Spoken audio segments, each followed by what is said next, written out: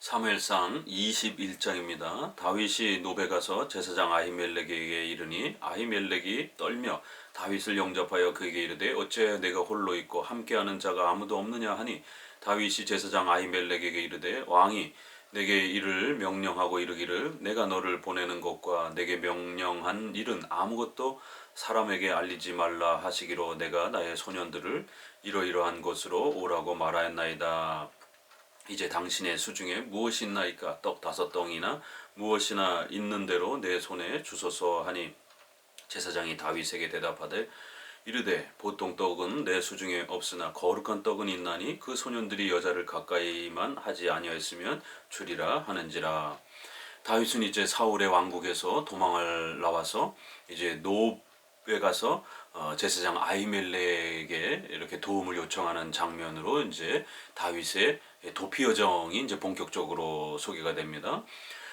그런데 이제 아히멜렉이 다윗을 보자 엄청 떨었다라고 이렇게 소개가 됩니다. 이제 아히멜렉은 우리가 앞부분에서 본 것처럼 엘리의 그 증손자 정도 해당이 되는 엘리 가문의 이러한 제사장 사람입니다. 왜 떨었겠습니까? 사울과 지금 다윗이 굉장히 갈등 관계에 있다라는 거를 이미 벌써 소문을 통해서 들었고, 그렇기 때문에 다윗을 잘못 이렇게 접대했다가는 큰 어려움을 또 겪을 수도 있다라는 것을 알았기 때문에 다윗을 보자 엄청 겁을 낸 겁니다.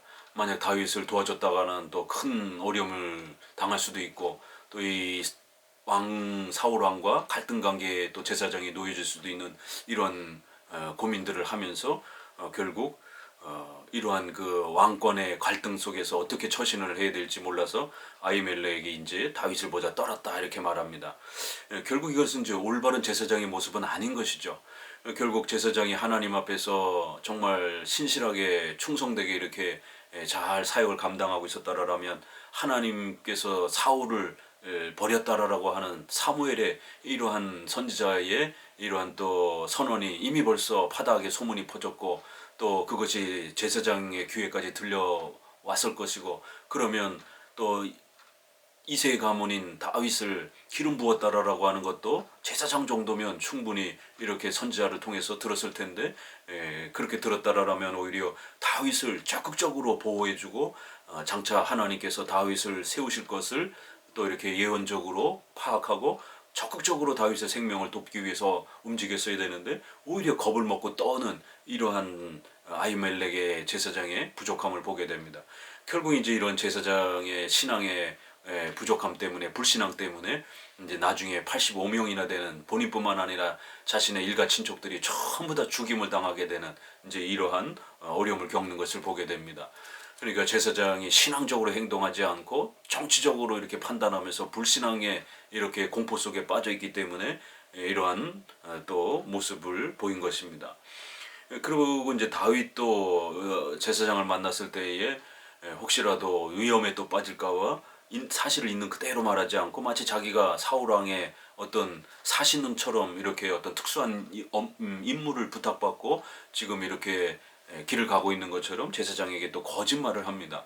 그러니까 이제 여기 부분에서도 다윗의 이 거짓말을 어떻게 평가해야 될 것인가라고 했을 때 이것은 우리가 거듭거듭 소개되는 것처럼 생명이 위험에 빠졌을 때, 또 신앙 예배의 이러한 위험에 빠졌을 때, 예배를 드리지 못하는 이러한 위급한 사태에 빠졌을 때에는 거짓말이라고 하는 또 이러한 윤리의 이러한 부분들이 포기되어질 수 있는 부득이하고 예외적인 이러한 특수한 경우를 성경은 허락하는 그러한 특수 상황으로 보아야 하는 것입니다. 그래서 자신과 부하들의 생명을 보호하기 위해서 제사장에게 지금 도망가고 있다라고 하는 사울 왕과 지금 갈등 관계에 있다라고 하는 그러한 상황을 일일이 다 이렇게 드러내지 않고 사울 왕으로부터 마치 특수 임무를 받아서 지금 업무를 보고 있는 것처럼 거짓말의 이러한 부분들을 또 그렇게 할 수밖에 없었던 것입니다.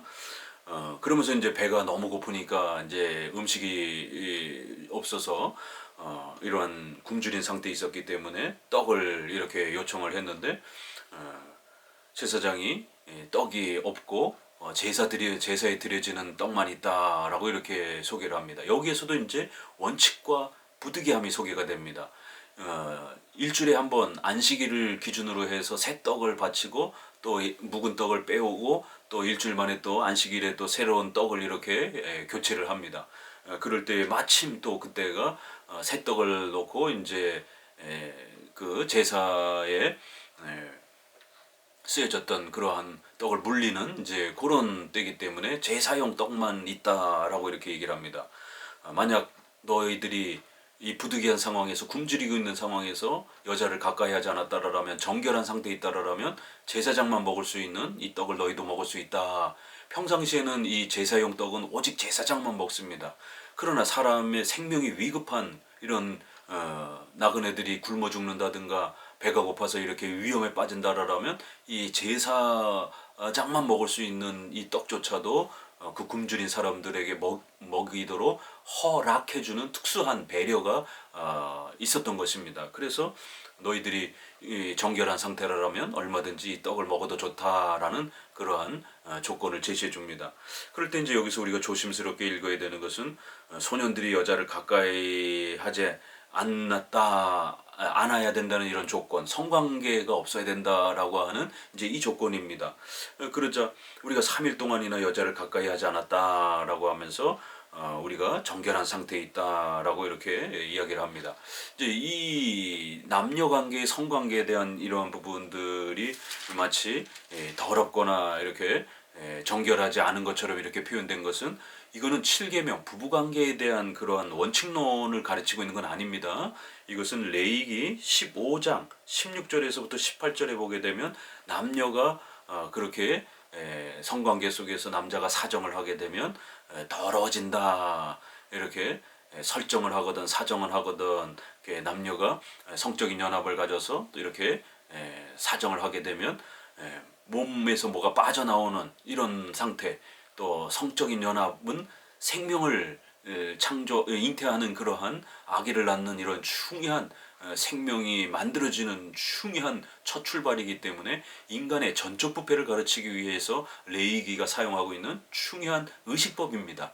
이건 7계명의 결혼의 부부에 이런 어떤 규범으로 소개된 게 아니라 인간이 이렇게 태어나는 그 시작부터 또 태어나고 나면 이렇게 남자는 40일, 여자는 80일 동안 부정하니라 이런 규칙들 여성이 또 생리를 하게 되면 몸에서 피가 나오면 부정하니라 남자가 사정을 하게 되면 정액이 나오면 부정하니라 이러한 모든 생명을 잉태하는 모든 과정 출산 이런 과정까지 인간이 만들어지는 모든 과정에서 인간이 되어지는 순간 전적으로 부패한 원죄를 물려받는 인간이 되기 때문에 남녀의 이러한 그 성관계의 이 부분을 부정하다라고 이렇게 한 것이지 결혼 자체가 더럽거나 부정해서 성 자체가 더럽거나 부정해서 부정하다라고 하는 게 아닙니다. 이거를 구별하지 못하게 되면 우리 크리스천 부부들이 성적인 연합과 성생활을 하는 것을 굉장히 더럽다고 생각하고 신앙적으로 부정적으로 이렇게 생각하면서 멀리하고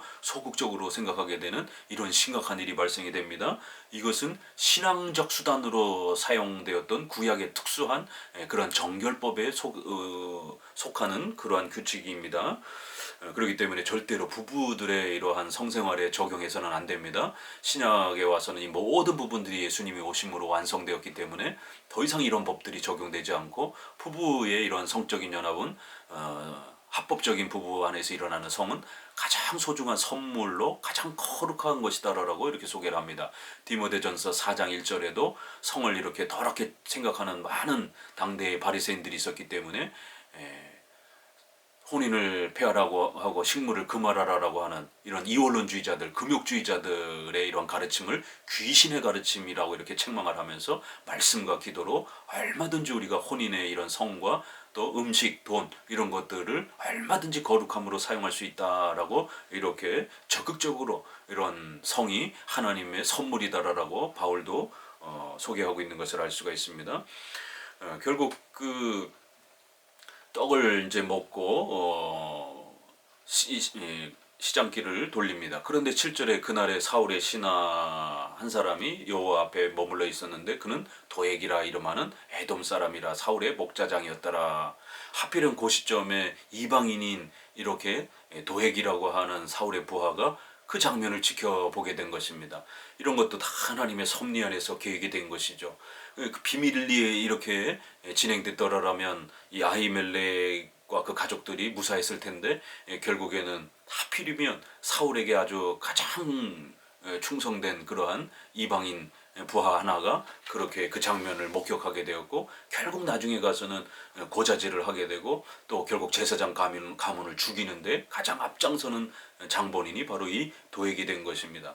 이렇게 하나님께서는 이 엘리의 가문을 하나님께서 험히 징벌하시고 그들의 후손들을 하나님이 죽음으로 심판하실 것이다라고 하는 이 예언을 성취하기 위해서 또 이러한 다윗의 도피 과정 속에서 아주 작은 사건 하나하나가 연결이 되면서 섭리의 또 위대한 또 하나님의 인도하심의 역사가 또 성취되어져 가는 그런 놀라움들을 우리는 보게 됩니다.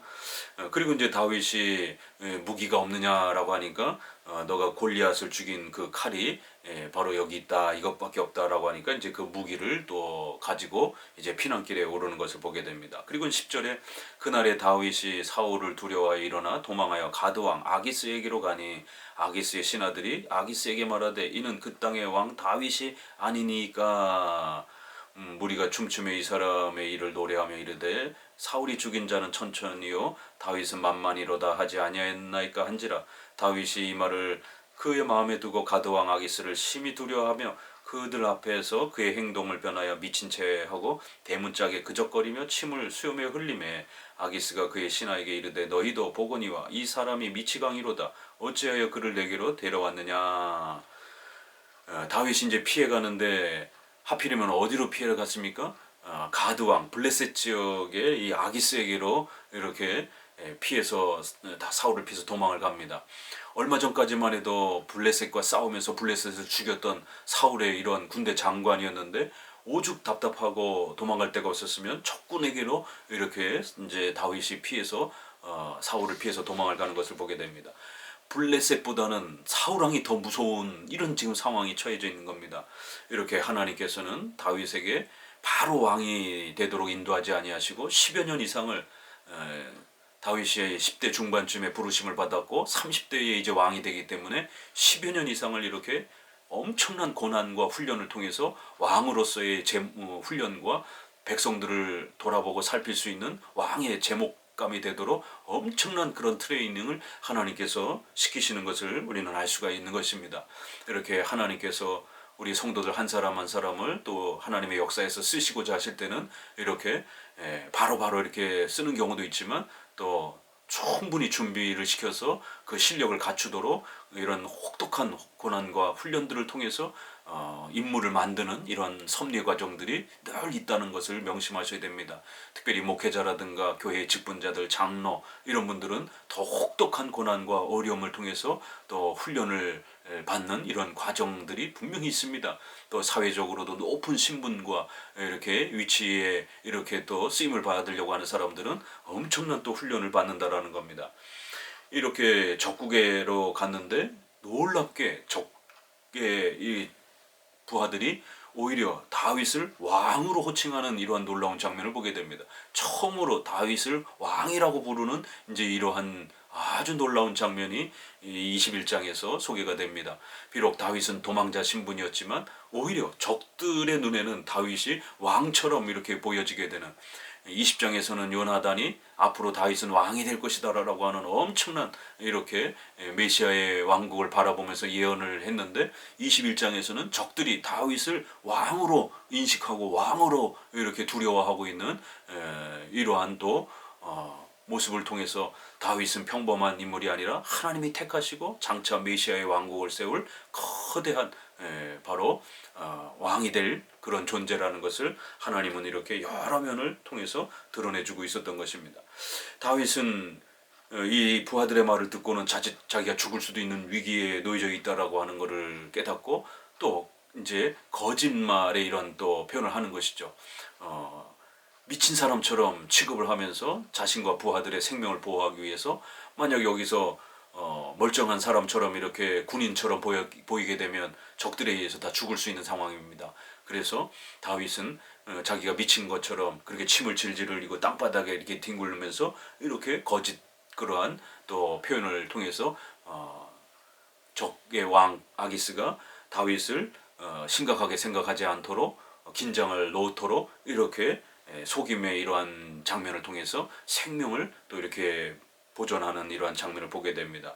그래서 미치광이 이 미친 짓을 하게 하느냐 이러면서 다윗이 미쳐 있는 것처럼 이렇게 보이도록 이러한 장면이 소개가 됩니다.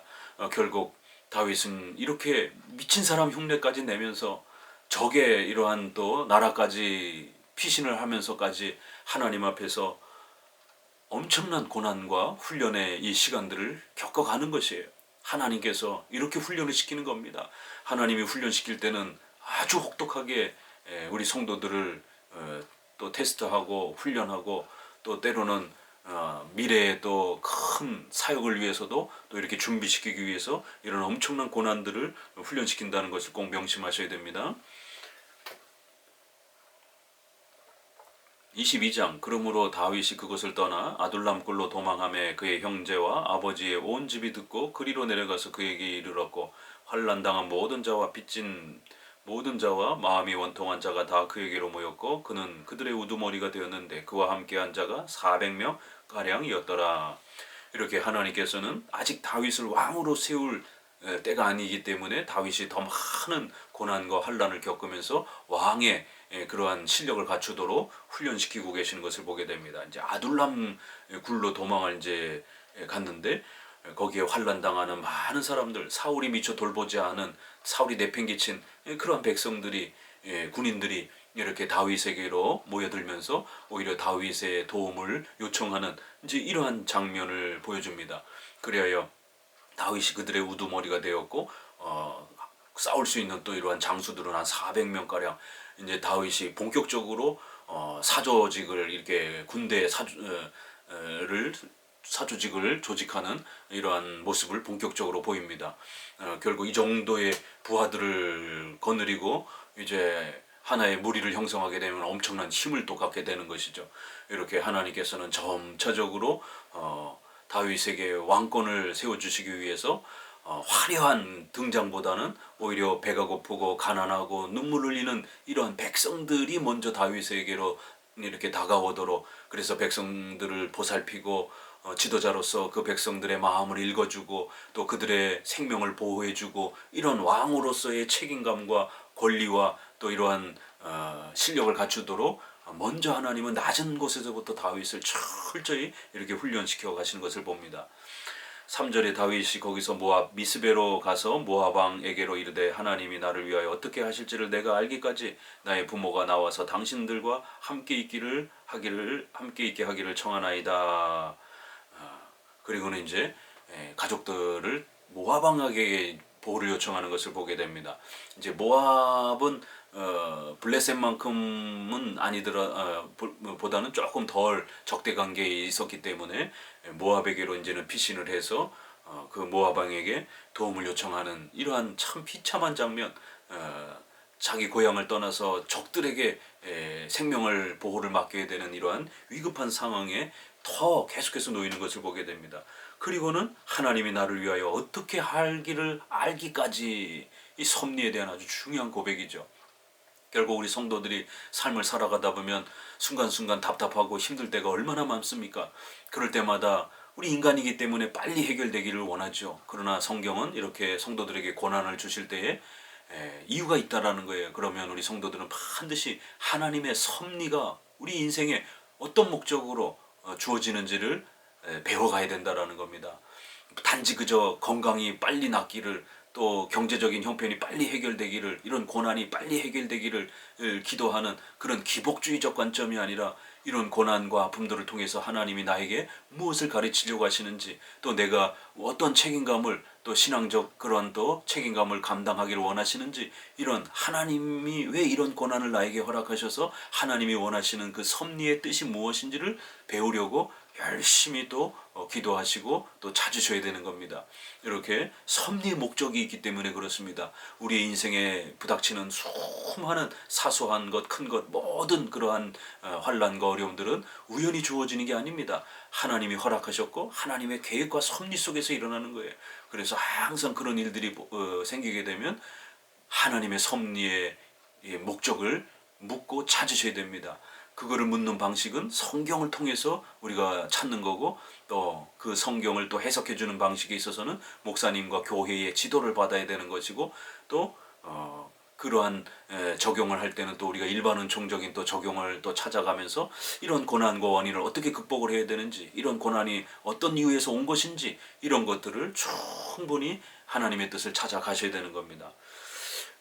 결국 아직은 이스라엘을 벗어날 때가 아니었기 때문에 하나님은 5절에 선지자 가시 다윗에게 이르되 너는 이 요새에 있지 말고 떠나 유다 땅으로 들어가라. 다윗이 떠나 헤레 숲풀에 이르니라.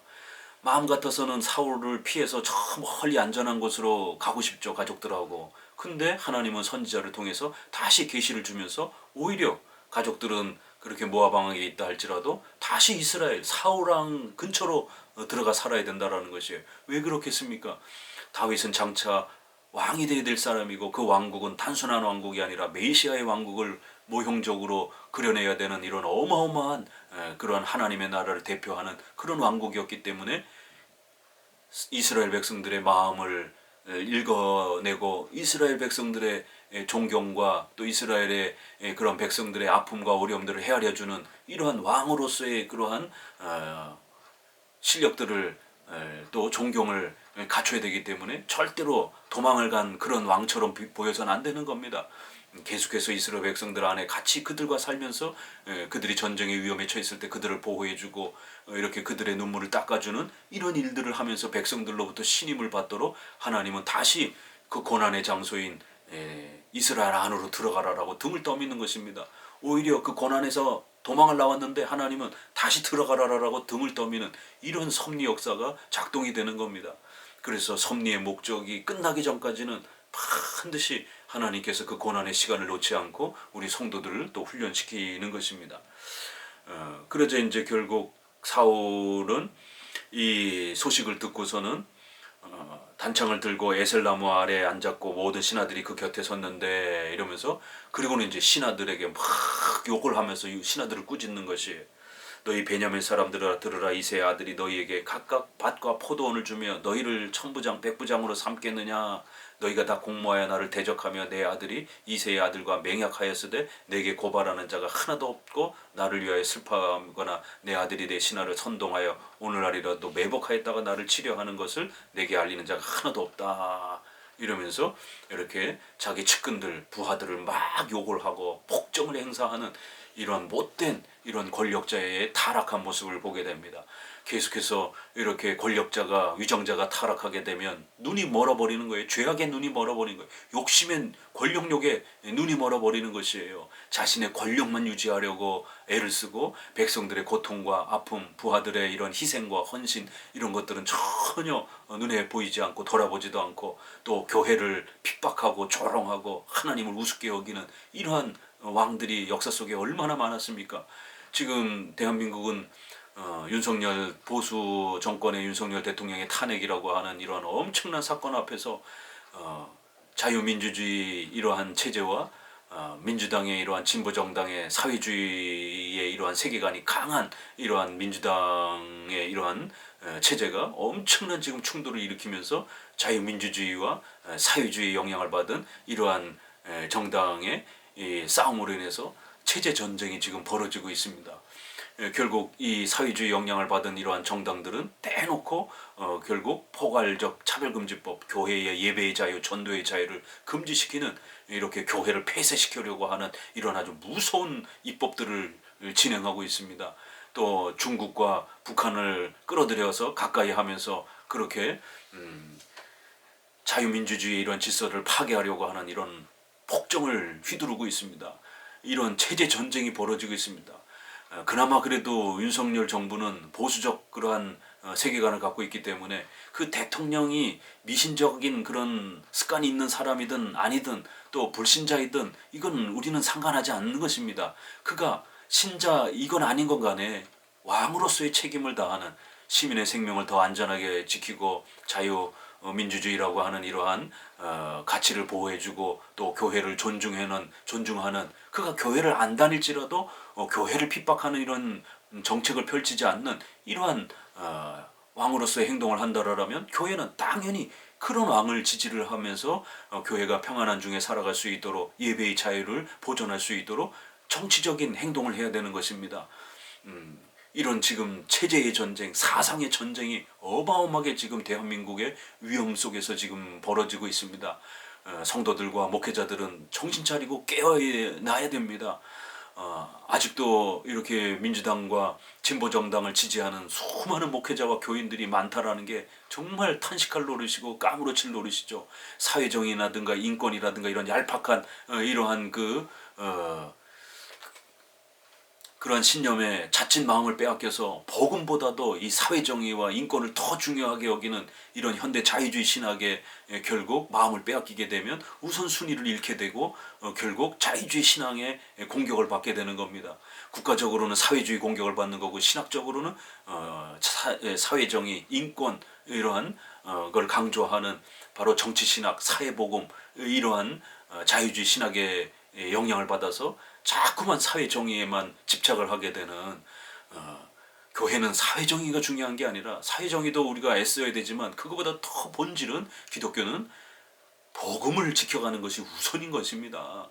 그렇기 때문에 교회를 좀 더 공격하지 않고 보호하는 입장을 갖고 있는 그런 정당에 힘을 실어주고 그런 정당이 통치를 하도록 그렇게 교인들이 정치적 행위를 하셔야 되는 것입니다. 위정자가 이렇게 권력에 눈이 멀게 되면 교회를 짓밟고 다윗을 짓밟고 교회를 대표하는 다윗을 죽이려고 애를 쓰고 자기 측근들을 전부 다 그렇게 폭력으로 다스리고 국가의 질서들을 다 망가뜨리고 온갖 폭력이 난무하고 이제 결국 제사장 집안 사람들을 전부 다 죽이는 살인을 그냥 아무렇지 않게 행하게 되는 시민의 이러한 자유와 언론, 출판, 집회의 자유들을 직접 밟는 근대 사회에 있어서 자유민주주의의 가장 소중한 이러한 법치주의의 이러한 질서체계 또 시민의 이러한 개인의 자유 이런 부분들을 짓밟는 일들이 벌어지는 겁니다. 벌써 카톡 검열도 한다. 유튜버들 자기들의 입장을 반대하는 유튜버들을 전부 다 고소하고 또 이러한 그 신문이라든가 일간지의 이런 부분들을 전부 다 고소하겠다라고 결국 언론에 대한 자유의사에 대한 이런 모든 부분을 입을 잠가버리게 되는 공산주의 사회주의에서나 있을 법한 그런 언론 출판 집회의 자유 종교의 이런 자유를 폐쇄하고 막는 이런 무시무시한 일들이 지금 대한민국에 벌어지고 있는 것입니다. 폭력에 눈이 멀게 되면 이런 일이 벌어지는 것입니다. 그러자 9절에 그때 에돔 사람 도액이 이제 고자질을 합니다. 아히멜렉이 그렇게 다윗을 도와주면서 칼과 양식을 주었다. 이렇게 칼과 양식을 줬다라고 하는 것은 반역 행위처럼 이제 이렇게 비춰질 수 있기 때문에 이거를 전부 다 고자질을 합니다. 그러자 이제 11절이 이제 11절에 왕이 사람을 보내어 아히두베의 아들 제사장 아히멜렉과 그의 아버지 온 집을 곧 노베에 있는 제사장들을 부르매 이러면서 그에게 이르되 내가 어찌하여 이새의 아들과 공모하여 나를 대적하여 그에게 떡과 칼을 주고 그를 위하여 하나님께 물어서 그에게 오늘이라도 매복하였다가 나를 치게 하려 하였느냐 하니 이렇게 제사장을 이제 그렇게 핍박을 하면서 사실 제사장은 죄가 없죠. 그런데도 불구하고 제사장에게 죄를 뒤집어 씌우면서 멀쩡한 선한 사람에게 온갖 죄를 뒤집어 씌우고 그리고 그들이 자신의 이러한 정책에 불편하다고 해서 그렇게 제사장 가문을 갖다가 전부 다 죽이는 이런 폭정을 행하는 무서운 죄악을 행하는 것을 보게 됩니다. 14절에 아히멜렉이 왕에게 대답하여 이르되 왕의 모든 신하 중 다윗과 같이 충실한 자가 누구인지요 그는 왕의 사위도 되고 왕의 호위대장도 되고 왕실에서 존귀한 자가 아니니까 이렇게 이제 호소를 하면서 다윗을 위하여 예언해 준 게 어디 한두 번입니까? 평상시도 그렇게 했는데 왜 이렇게 지금 와가지고 또 이렇게 저희를 추궁합니까? 저는 전혀 모르고 행한 것입니다. 라고 이제 이렇게 항변을 했지만 결국 왕의 이러한 그 폭정 앞에 이러한 그 권력욕에 눈이 멀어서 결국 16절에 왕이 이르되 아히멜렉아 내가 반드시 죽을 것이요 너와 내 아비의 온 집도 그리하리라 하고 결국 좌우 호위병에게 제사장을 죽이라고 하니까 어떻게 제사장을 죽이겠습니까? 제사장은 선지자와 더불어 구약에서 구별된 이러한 아주 중요한 직분인데 만약 제사장을 죽였다가 하나님 앞에 벌을 받으면 어떻게 하겠습니까? 신앙이 기본 원리로 작동되는 이스라엘 사회에서 어떻게 제사장을 죽입니까? 백성들은 감히 제사장을 손을 못 대는 것입니다. 왕의 신하들이 손을 들어 여호와의 제사장들 죽이기를 싫어한지라. 그러자 이제 18절에 왕이 도액에게 이르되 너는 돌아가서 제사장들을 죽이라 하여 함에 에돔 사람 도액이 돌아가서 제사장들을 쳐서 그날에 세마포 에봇 입은 자 85명을 죽였고 제사장들의 성읍 노베 남녀와 아이들과 젖 먹는 자들과 소와 나귀와 양을 칼로 쳤더라. 이렇게 85명이나 되는 어린아이까지 포함해서 제사장 가문이 아주 전멸을 당하는 이런 끔찍한 일을 당하는 것을 보게 됩니다. 권력욕에 눈에 멀으니까 이렇게 어린아이들까지 죽이고 또 제사장이라고 하는 이 소중한 하나님 앞에서 예배를 집례하는 이러한 제사장 가문이 이렇게 전멸되는 이러한 엄청난 고통을 또 받게 됩니다. 사울은 이렇게 아주 무시무시한 폭정을 통해서 결국 하나님으로부터 점점 멀어지는 이러한 심각한 타락의 이러한 모습을 계속해서 보이고 있는 것입니다. 더 나아가서 우리가 2장 17절에 결국 엘리의 자식들이 제사를 멸시하고 교회를 멸시하는 이러한 죄를 범해서 하나님으로부터 심판이 예언되어졌던 바로 그 내용, 또 3장 13절에 하나님께서 엘리의 가문을 죽음으로 심판하시겠다라고 이러한 예언들이 결국 이 아히멜렉에게 와서 결국 성취가 되어지는 놀라운 장면을 보게 됩니다. 이렇게 하나님의 교회를 무시한 그러한 죄악에 대해서 하나님이 얼마나 무섭게 징계하시는지를 성경은 거듭거듭 예언의 이런 성취들을 통해서 우리에게 또 가르치고 있는 것입니다.